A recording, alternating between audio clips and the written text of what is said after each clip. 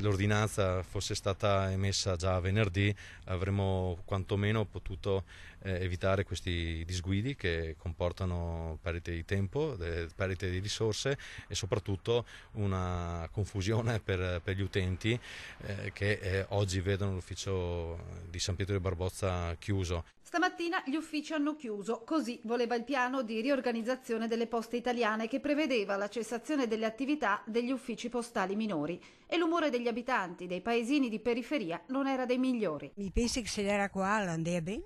Viene a togliere un'altra cosa in più a un paese che rischia non dico di morire, ma di impoverirsi senz'altro. Così come l'umore degli impiegati che hanno trascorso parte della giornata a mettere nelle scatole tutto ciò che doveva essere trasferito.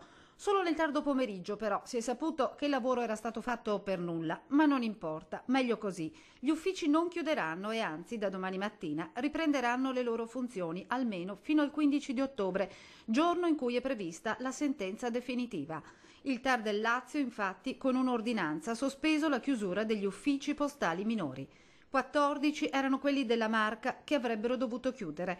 Tra questi anche quello di San Pietro di Barbozza, 1000 anime. A risentire di un'eventuale chiusura sarebbero state anche le frazioni di Santo Stefano e Guia, che si appoggiavano a San Pietro e che sarebbero stati costretti ad andare a Valdobbiadene. 6 chilometri, non tanti per chi ha la vettura, molti invece per le persone anziane. Le utenze, soprattutto quelle più deboli, in particolar modo gli anziani, hanno sicuramente difficoltà a recarsi agli uffici postali di Valdobbiadene o di Bigolino. Un utente è impossibilitato a percorrere in bicicletta o a piedi queste distanze per recarsi agli uffici postali. Una fortuna, dicono da queste parti, che il TAR del Lazio abbia emanato l'ordinanza, una prima battaglia che hanno vinto i cittadini. Nelle scorse settimane erano state presentate le firme raccolte con l'aiuto dell'Associazione Comuni della Marca.